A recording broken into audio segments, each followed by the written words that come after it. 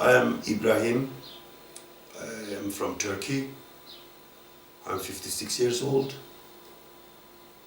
Few years ago, like 4 years ago, I left my country because I have been attacked, I have been discriminated because of my sexual choice. All the time.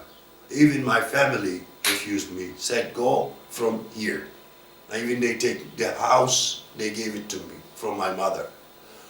And in Slovenia, I'm in Slovenia from 2023, October, asylum seeker here.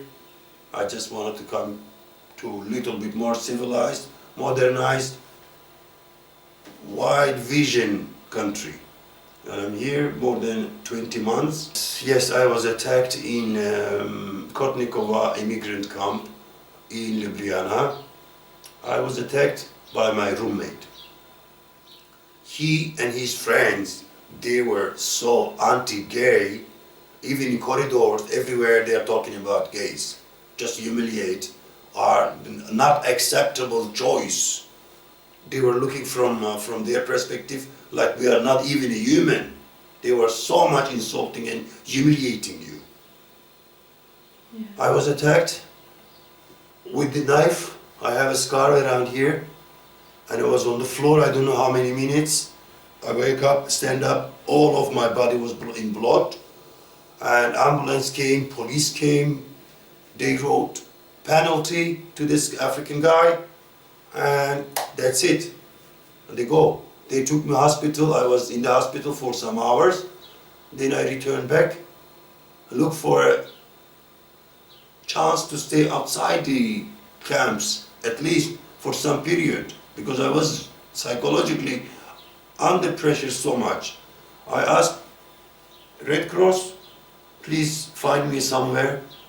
They helped me with beautiful people to stay in their house. They gave me like 2 months free accommodation, they give me food, they helped me. It was fantastic recovery outside the camps. But because of the procedures of my case, every immigrant can stay outside 60 days. After that 60 days, I returned back to the camps. Luckily for 6 months now I have only a room by myself. It's beautiful to have a place for yourself, at least alone. But although every day you have daily life like eating and drinking, coffee, and this, in corridor you move, everywhere I move, I see that racist behaving, discrimination, that you're other. They look at with words, with looks, they disturb so much of us. Really, I'm facing every day such a big hassles. The thing I didn't saw from the state and the government, like police, it didn't satisfy my needs. Because police only write penalty and go. And I was facing the same situation every day with the same group in the same place. Psychologically, I was never comfortable. In these camps, we receive 18 euro only pocket money monthly. So I couldn't pay any lawyer to take my case, to cover my case. Nobody did it, and I couldn't afford to pay for a case, which I'm right. I'm so innocent, I haven't done anything wrong, but I couldn't find any lawyer to support my case, to bring it to the court. This is my target. I only want to show. I don't want someone go to prison or someone go to have torture. No, but I only want divide sexual choices or divide people from the nationalities and a little bit support for gays. That's the thing I love to receive by the authorities of the camps. I have a room, but I swear I don't feel safe.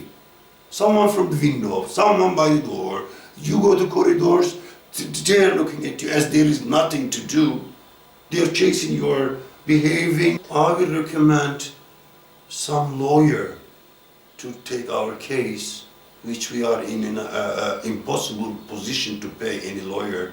I would love some lawyer voluntarily take this kind of cases. I just want to show